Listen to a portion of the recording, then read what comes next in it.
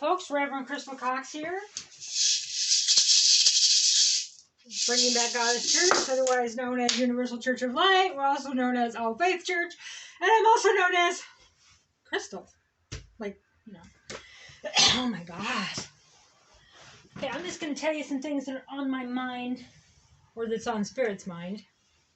Yes, Spirit has a mind, and it works through me. Don't roll your eyes at me. Oh my gosh, here we go already, right? Okay, so we have been unplugged. I don't know if y'all have been experiencing this, but I know that there's lots of people who have. So for eons, so a certain amount of time, thousands of years, whatever, there's been this electronic beam, this frequency, this energy that's been projected at us.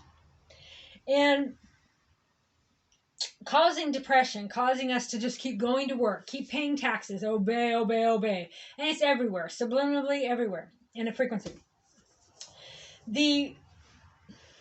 Let's just call them the Knights of White, or the White Workers, or okay. Anyway, the good guys, they removed these machines, this technology that was bombarding us with negativity and how to do something.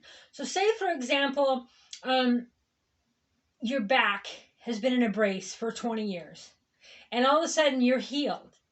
Your back muscles have to relearn to hold your back up. And you've heard this with people's necks, or, there's all kinds of different things. So you have to rebuild up those muscles physically. You also have to rebuild them, I was going to say medicinally. Yeah, medically. Emotionally. Okay? So you rebuild this connection by doing it every day. Reconnecting with Spirit every day. Reconnecting with your manifestation skills, your magic. Reconnecting in this energy every day. And so it's awkward. So I went through something last February where I felt like I was offline. Like I'm a computer and I'm just unplugged, and I have no way to connect to anything at all. And then a month later, I was rebooted.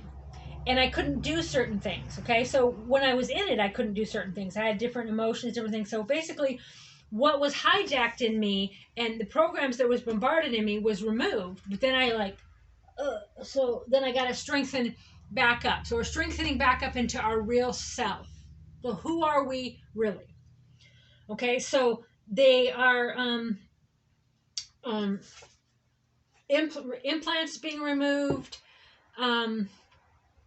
I've been doing this for years. I've seen them. I've spit them up. I went through horrible throat pain things and brought up implants. I had something fall out of my hand once. And this was in the last few years. But I remember in Cryon Book 1, I think it was around 1989, 1990, it was about the implant. And confirming you don't want the implant anymore. So you don't want to be controlled. But still, they were bombarding us with all these different frequencies, and now that's stopped, but we still feel the after effects. So we still feel like we're supposed to be doing something one way, and we're not. And so Spirit keeps sending me these messages, like I'll see them online, I'll just see them everywhere, to quit trying to reattach to the old world. I'm in the new world. I'm outside of time. I'm creating, and I'm abundant. And then I go, oh my God, but what if I can't? What if I don't create? What if I'm not in New Earth energy, and then worry about how I'll make it when I'm making it just fine. Okay? It's like post-traumatic stress stuff's kind of like that too. Once you get the relief and you're like, all right. That's why a lot of people win the lottery, right? And then boom, it's gone, right? They're not used to having money. They're not used to doing kind things for themselves. They're not used to, so it's about getting used to things by maybe even forcing yourself every day to do something you like, which is weird. But in the beginning, you're setting a new pathway. So instead of going over that same groove, you're on flat ground and you're setting new patterns. So you go, and I forget from day to day what I loved. It's a weird thing to say, but this darkness tries to come in and I just kind of go blank. And that's because these bombardment of frequencies were telling us that we loved or wanted to do or be something that we weren't. The Spirit keeps saying, quit trying to hold on to the old earth while you're in new earth. Quit trying to create in the old ways, worry in the old ways, make connections in the old ways. Just, wander around, feel into the moment, and be that. And then I start thinking in the old ways, the old, let's go to college and get this job and do this, and society works this way and that way. And then I just get sick and depressed, and I just cry, and I just lay there and I want to die. Okay, because I fucking forget. And Spirit reminds me every day, stop trying to hold on to the old earth. Look at you. Spirit's like, you are a manifesting machine. Okay, but I'm like, but I don't have the life I want. I don't have the... Spirit's like, because believe me, my guardian angels roll their eyes. I love eye rolling. They roll their eyes.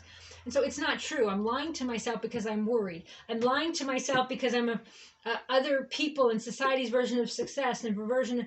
Right now, they're fucked up on everything. Okay, they're every single thing you see in the news and all this bombardment of information, it is messed up. Okay, the only thing right now for you to do, and this is my guidance from Spirit too, is to trust myself.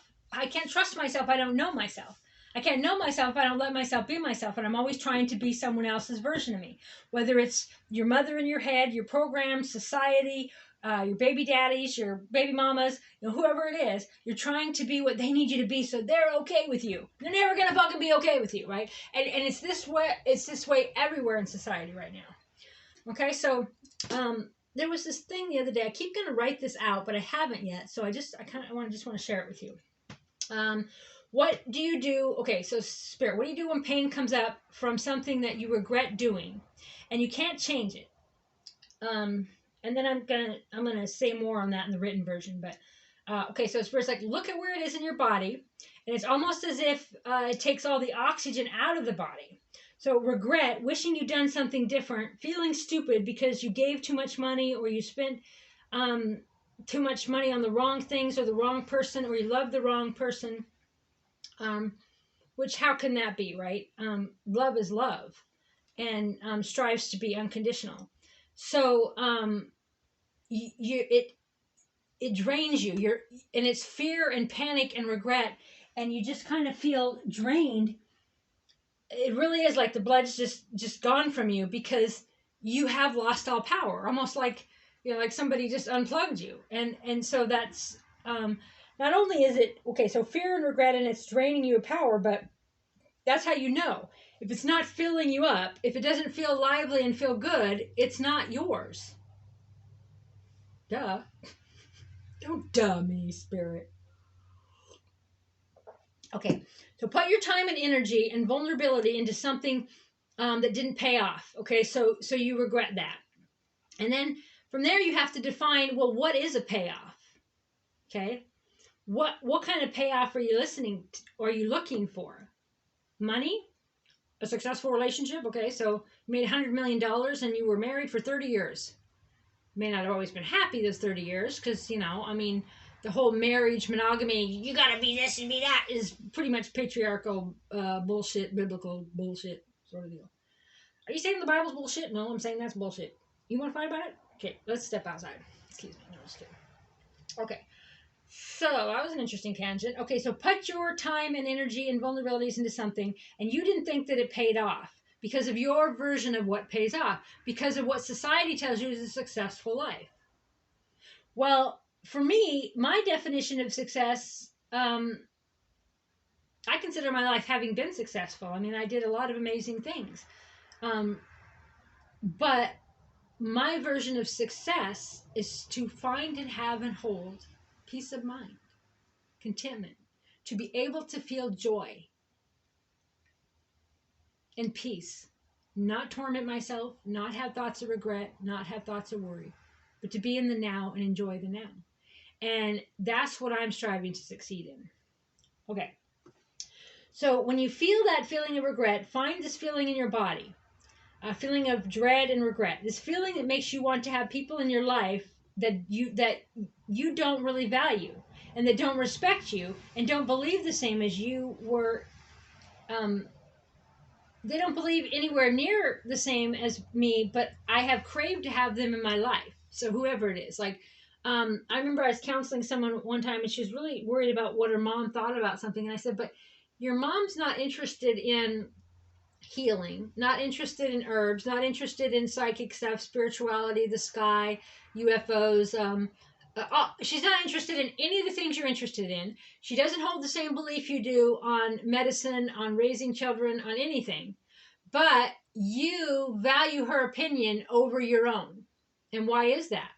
And so in counseling and letting the energy come up, that's a program. Whether you're still around your mom or not, it's a program that your mom instilled on you because of her own insecurities. But you still value her opinion, even though you don't believe in any of the same things. She doesn't hold your belief system or morals or ethics or light meter on any level at all, but you still value her opinion, and you feel bad if you're not pleasing her.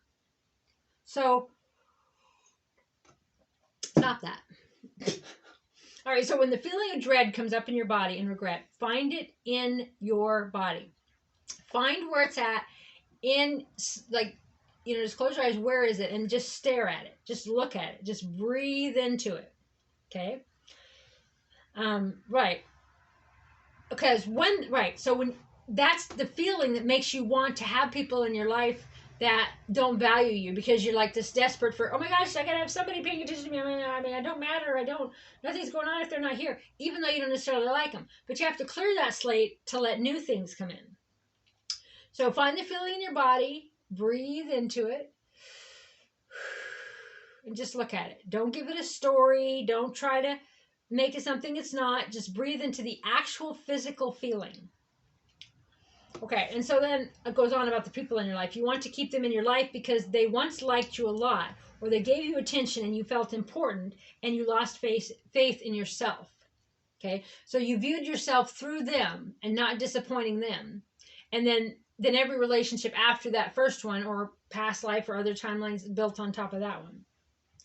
What to do when you sit there and beat yourself up with regret, and how you should have spent money or choices you should have made in the past. Finding where the dread is, this feeling is in your body. Look at it. See it becoming smaller and smaller and smaller. Just feel it. And this is just notes from what Spirit told me a couple of weeks ago, and I've been going to write it out, but I haven't. You said that already. Thank you, Captain Obvious. Captain Obvious is here. Okay. Just feel it. It can be quite painful to accept the past, no matter what it is. Just sit in it and know that what you did or didn't do was part of your plan. And trust what you learned from it. Trust the gold you took from it, and keep moving forward. Okay? Number one, trust yourself. Trust the experiences you had. When you regret, you're not trusting yourself, no matter what it was. You regret spending money, you regret knowing somebody, you regret loving somebody, you regret putting some energy into something, then you're having lack of faith and trust and love in yourself, in your spiritual guidance, and your plan of what you came here to do on Mother Earth.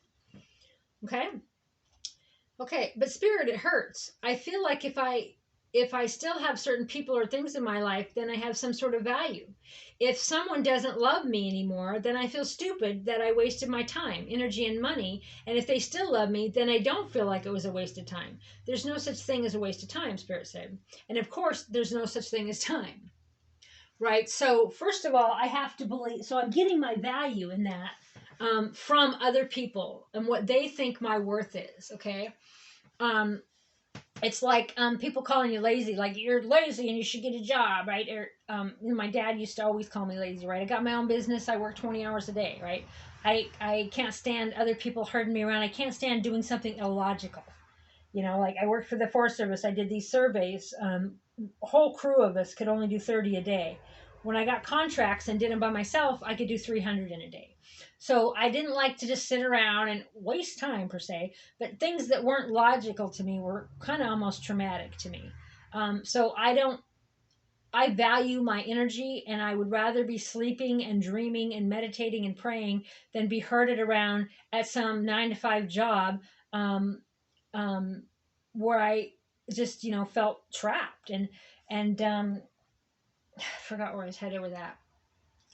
So wasting time, right? And that there's no such thing as wasting time. And there is no time. So you created these things for an experience, okay?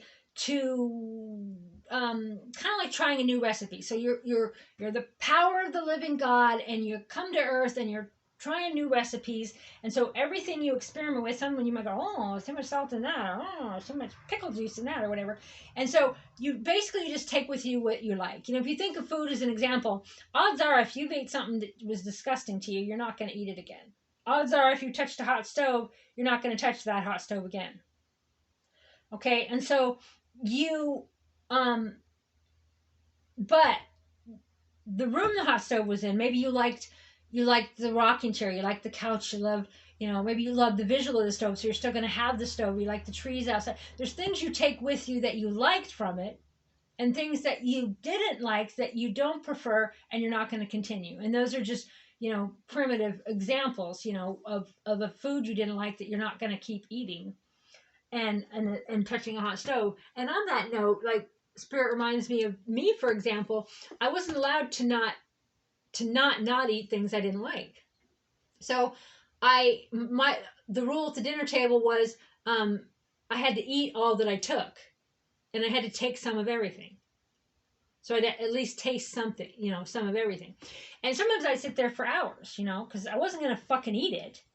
And until my mom would have mercy on me, and I've heard so many stories like that, right? The other parent would have mercy and either throw it away, or the kids would throw it behind the fridge, or feed it to the dog, or whatever. But forcing kids to eat stuff they don't want, they don't like, and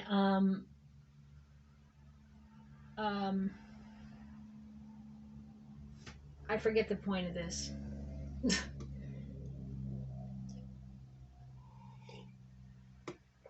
And then you tend to push yourself to do what you think's best for you later in life. And I know what I was saying about, so we don't necessarily continue eating things we don't like. So that's the spiritual, natural, universal law, and how we take stuff with us. So forcing me as a child to continue eating something I didn't like or didn't want was an unnatural way of creating reality, and very abusive. Okay, I'll teach you. You took it, you have to drink it. Instead of just kind of explaining it through me and getting me to not necessarily take it next time. Or whether it's in my stomach or in the fucking trash, what does it matter? And so, but this is the setup for that same energy, and it's an example of the same thing we're talking about. Okay, so there's no such thing as a waste of time. Okay, so you feel stupid. Ask yourself, so what is the consequence of being stupid? Okay, so like, oh my God, I'm worried, I feel stupid, I'm going to look stupid, okay, so what happens if you're stupid? Nothing?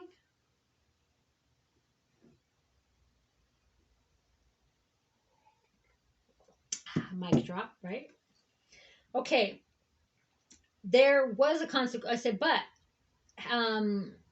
no, not in this now moment, but there was a consequence of being stupid, because I lost money, people, places. I lost places that I like. I lost people that I liked.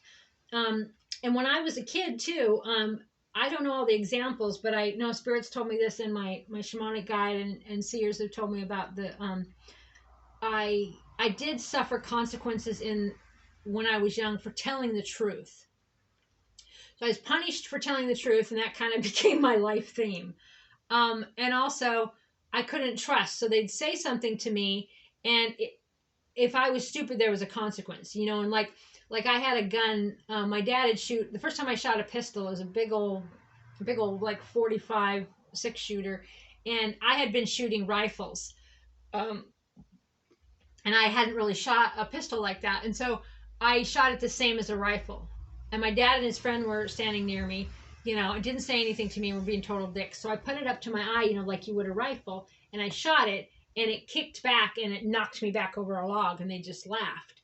And so I was stupid, and I had a physical, painful consequence. And there was many examples of that in my life. So by stupid, meaning I didn't know something, and I was punished, ridiculed, abused because of it.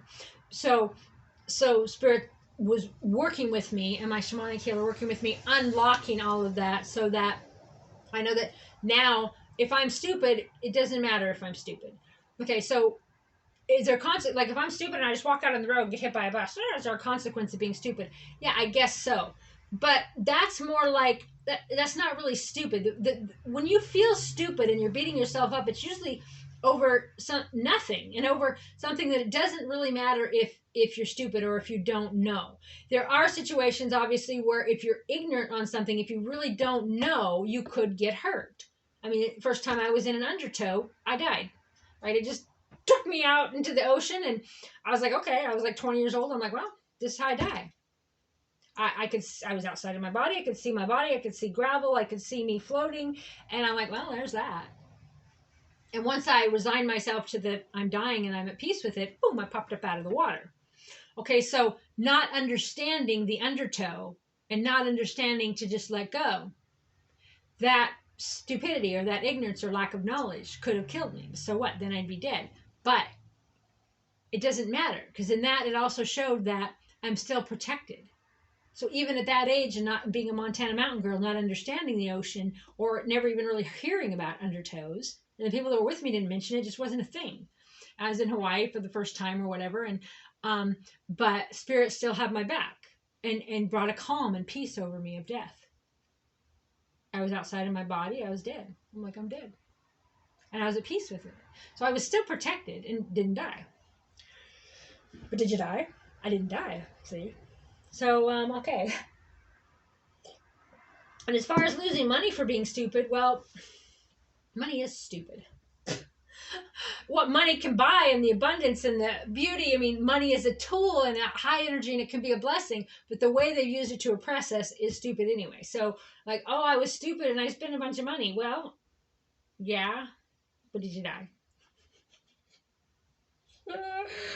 Okay, so, oh well, so it's very, you would have lost, as you say, okay, so Spirit said you would have lost those things anyway by now. So even if you hadn't lost the money because you did something you thought was stupid, you wouldn't have it now. You wouldn't necessarily be with that person. You wouldn't necessarily have that house or that thing going on anyway. So why lament about it? Why regret it? All right, so it's about the continual ebb and flow of resources, money, food, energy, and nothing stays the same. That is the nature of reality. You are in constant ebb and flow. So this is a time, this time that you regret and you sit in pain in your shoulders and you feel stupid and your solar plexus is like seizing up and adrenaline moving through your body with stress because you feel stupid for a particular action. Simply know that this is the ebb and the flow, like the great vast ocean. Your emotions have been ebb and flow, and then they turn to purity. You take actions based on your highest excitement, and sometimes that's not really excitement, but trauma. A trauma bond energy, or energy that you wanted to exchange in. Trust that you wanted to or needed to experience it. Trust that it was an unstoppable force and you needed to experience it. And trust the ebb and flow in your life and out of your life, refining all that you need to heal as you advance towards new earth and purity. And that's what Spirit told me on that. Spirit, what is this purity that you talk about? I said, Spirit said, this is about purifying your mind and your emotions, having control of your thoughts, understanding how you create reality, understanding how you draw people, places, things, and events to you, and letting this ebb and flow cleanse all of this and really getting fully control of your thoughts and removing triggers and programs. This way we can create reality spontaneously and be trusted that we won't have emotional interference and create havoc. Okay, so if we're having purity of emotion, so if we're being honest in a situation, no matter how much it hurts everybody around us, and by the way, you can't hurt other people, that's their own triggers and trauma. If you're the more that you can purify and own your thoughts, the more you'll create a reality that you want to be living in versus one that you're just on survival mode and things are happening to you instead of creating the things you want to happen. Okay, and the dark energy, there's frequencies and things still kind of being bombarded you on a certain level, even though the dark's power has been taken away, and you start to feel bad about yourself, and you go into this density, and you can't really get out of it. And spirit reminds me, is reminding me now, the only way out of it is spirit. Like, to just, yell out, I believe in the power of the living God. I believe myself. I love myself. Just start yelling and ask spirit, let stuff come through you and move out that frequency that's trying to drown you. Okay, it says all humans will go through this level and layer over and over, and then humans will be able to manifest reality instantly once they've mastered their emotions. Okay, I feel stupid that I put so much time, money, and energy and then blah, blah, blah into certain people, ideas, places, or projects, and then just to have them fizzle out. So Spirit said, well, Crystal, first of all, what does fizzle out mean? Fizzle out insinuates that they didn't matter, or that because you don't still have those people, places, things, or money in your life now, that it meant nothing. However, it is the forever now, and things are always ebbing and flowing like the great vast ocean. Nothing stays in this moment anyway. You simply keep rolling and creating energy and mastering emotions and mastering the calm, grounded, confident, peaceful you. There is no such thing as a wasted time. And though something may have seemed turmoil or seem like you have lost something, it all remains in your energy field and in your thoughts. And you can experience those things at any time. You can just transport yourself there, bring them up, conjure them up. And you experience those things and would not want to be sitting in them and still experiencing them. So too long for them, or judging yourself is futile, or to long for other people, things, places. It stalls the reality of creating this new now moment. Okay, so you're going over it and over it. You want it back. And it's really striking to me when I lament over things and regret things and want things back that I didn't really enjoy at the time. I don't really want them. I just think I want them back because I'm scared of the future and not being safe. Right? So then I go, I am safe, I am safe, I am safe. Anything you ever experienced, you can travel to it right now. Conversations, places, you can conjure up any place you've ever been. I have a photographic memory. I can conjure up smells and tastes. And no matter what I can think of in my past that I may have liked or didn't like, it was only that moment. You can't hold on to stuff. Like holding sugar in the rain or underwater, or sand. Like, you can't hold on. It was funny. I found myself arguing with Spirit. I'm like, yeah, I can hold the sand for a long time. And then sand kind of gets stuck. And then, and then sand, I can hold sand for a long time. Spirit's like, okay. And so one of the exercises Spirit was having me do is to think of flavors and put them together in my mind that I've never had. So, like bananas and bacon. Okay. Can you taste that? All right, how about a bite of apple with ranch dressing on it? You might go, oh, but try to taste it. And so this is what Spirit was showing me, that I'm gathering the ingredients and I can put them together later in my mind, in my imagination, in my biofield. I am a creator God. You are a creator God. Okay, and through the power of the living God and the constant ebb and flow, you can put those flavors together that you've never tasted in your imagination and taste them right now. Imagine the taste. Now, you could put together like this, your favorite lake, right? And your favorite coffee shop and your favorite bench and your favorite canoe and your favorite people all in the same place. And you can create that. And you bring that from the gold, as we say. You bring that from all these different people, places, things, lifetimes, everything that you're like, oh, I didn't really like that, or that wasn't. You bring the gold through, right? You bring the goodness through. You bring what you like through. And then you put that in some future version of you. And by future, I mean you use all of these tools and all these ingredients to create the realities you want as you get more and more apt, as you get more and more able to create physical reality. And so we're gathering all those ingredients.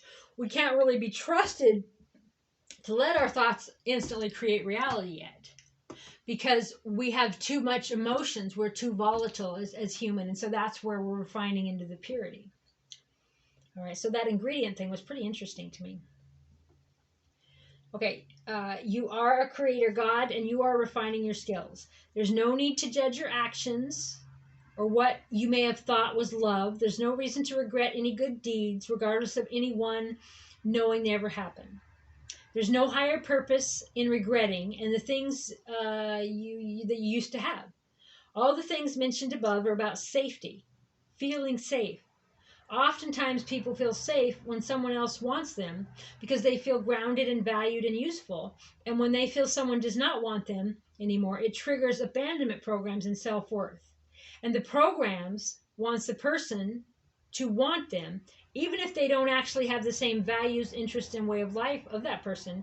And it's not necessarily to have that healthy to have that person in their life. They want them in their life somehow to validate a part of them that's already gone by. Okay, so where it says, in the current energy, you must understand that it is truly is what it is. The dust is settled and people have fallen into their slots. They're in there. It's only for you to accept this. They have succumbed to the system and to what the dark put out there. They cannot handle the emotional pressure of the people in their lives, be it children, bosses, parents, partners, and they are not strong enough to speak their mind and stand in their truth. They are not strong enough to stand up for themselves with their children, and they end up going with the flow of the system. You know, like I've had people that their kids have guilted them into cancer treatments that kill them. Their family, kids, adult kids, or whatever, or not even adult kids, have convinced them to take something or do something that caused them harm because they weren't strong enough to speak their truth or be their truth because they didn't want to lose these people. They'd rather lose themselves, their health, have some sort of adverse effect on their life, and do what, because they can't take the emotional pressure of the people around them. Okay, these are not your people. These are not your tribe, but you will experience these people and they will experience you. And things will settle out into where is of the highest and best for that individual. This has nothing to do with the other person. We all keep moving forward to the life we want based on our thoughts, emotions, and beliefs, and the emotional charge that comes up from feeling rejected, from feeling wanted and needed, from feeling approved, or from feeling seen, from feeling some sort of a feeling that gives us a sensation that we have value. And with this value, we feel a sense of contentment. And it eases the programs that try to constantly convince us that we're something that we're not. Okay, they're constantly at us, at us, at us. So just to shut them up, we just give way to them. Okay, but it's just a resting spot because you're going to have to go through it eventually to become the real you, to get to the purity, and have all your supernatural new earth skills. These programs block us from creating the reality we want, and they keep us in anxiety, and they are not to be judged. Simply sit in the energy, call it anxiety, call it a bellyache, call it a migraine, call it depression, call it anything that you want to call it.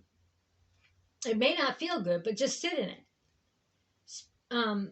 Because like Spirit had been working with me to think like I'd have this feeling and it just feel like gloom and doom and bad and depression. And Spirit's like, well, what if it's just a bellyache? Like, can you think of this feeling in your body as something new, something different? Okay. So I said, but Spirit, some of it feels like I've been sitting for years. And Spirit said, you haven't been sitting in it for years, Crystal. Each day is a new layer of it. All right, so we're getting, clearer, purer and purer to the real essence of who we really are. Spirit, but how long does it last? It's not about how long it lasts, Spirit says, but I feel like it's never ending, and I've been doing this for decades. Yes, you have been removing layers for decades. Spirit, why do we have things happen in childhood that affect our entire lives? Why can't we just have peace of mind, and why do we have to have these traumas continually come up? Spirit said, Crystal, we are refining ourselves when we are in human form. We are blinded to our creator God status and our God self that wrote the program per se, that wrote the blueprint, the plan of what we chose to experience here. And this connection to our God self, we forget here.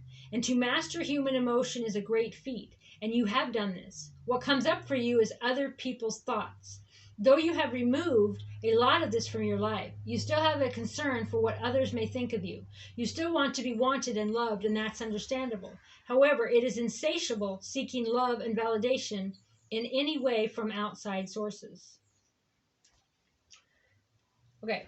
What is this feeling, Spirit, that I'm just alone on an island? I understand that the world is holographic and that we are in some sort of matrix of game. And I am here to master my emotions and I am here to learn. I'm here to raise the vibration of others on earth. And I am simply a consciousness that moves from human vehicle to human vehicle in versions of reality and timeline based on my thoughts, emotions, and beliefs. However, the core unsettling stress, call it anxiety or whatever the energy is. This program sometimes is hard to identify how to get rid of it or what action to take. Spirit says, Crystal, there's nothing to identify. There's no story to put to it. It just said in it, yes, sometimes you feel rejected, scared, and abandoned, and you can feel those whether you're around somebody or not. You can feel them whether you have $1 million in the bank or not. You feel these things regardless of outside circumstances. I understand that, Spirit. I don't want to feel that anxiety. Crystal, it's not so much anxiety that is your newest label for it. It is your intuition telling you that something's not right for you, that thought's not of your highest and best good, and the truth feels good. So if you're having thoughts that are of your highest and best interest, you're not going to feel anxiety, because the anxiety is really like, no, don't go down that road, don't go down that road. But we think that it's stress and it's insatiable and we have to fix it. So then we go to therapists and then we get pills and then we do all this stuff to try to fix it, instead of just changing the thought or what we're doing with the thought. Okay. Right. The truth feels good. And that's how the higher self communicates with us. The spirit, what about when I have a realization about someone or something in my life, but they are not healthy for me, and it doesn't feel good to talk to them or be around them, but I do it anyway to some degree because I'm seeking validation or to be filled or to be noticed. It is surreal to be so alone. Hey. I am a mystic. I live in an enchanted world. I focus on every program and trigger. I've done this for years. I wander around in the night. I love the sky, the moon, the water. I think that last question I didn't get the spirit answer, so I think we skipped here. The moon, the water. I experienced an enchanted world, and in the daytime when people were busy, when we judge others, say, why do we judge actions you take? All right, I'll read that later. So I was basically sharing that this enchanted world that I live in and that I'm alone in it. And it's not like lonely or there's not people all around or people to reach out to. But it's like I'd wander around downtown at night and have these intimate, incredible connections with the water and with the sky and, just out on the dock and the moon and the moonlight dancing on the water and the ships and the buildings, and it's my town and my space and my energy. And during the day, the busy people, it just wasn't my reality. And then sometimes I go out here at night and I just look at the sky, and it's like I just have this intimate connection with the sky and with the pine trees and the beauty. And the yard is so rich and green now with so many beautiful things. It's just gorgeous. And I live in an enchanted world, and I live here alone, almost like an island or like a spaceship. You know how like you wake up on a spaceship because you're traveling, like that one movie Thousands. They were traveling hundreds of thousands of years in the future or something, but they woke up early. The guy did, and then he woke up this girl to be there with him or whatever. But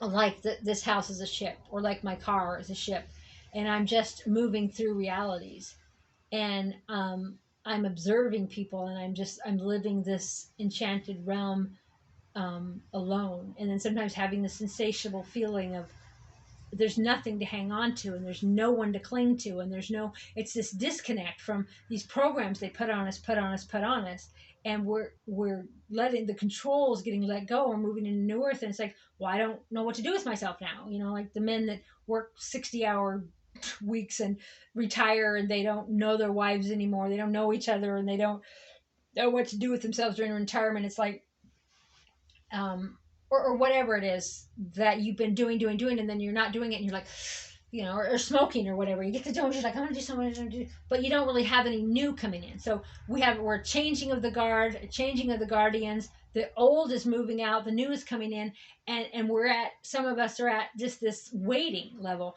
but we're not really waiting. We're clearing to purity. We're creating new. We're putting new neurons and new pathways for the next step.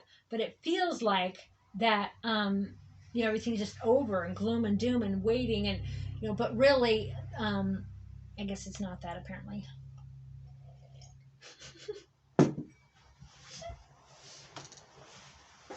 Allegedly. All right. I'm going to do the rest of this channeling in the next video. So I will see you later. I love you. Please consider donating to our church at youchurchoflight@gmail.com. That's our PayPal. And bye for now. And, well, you know, I love you.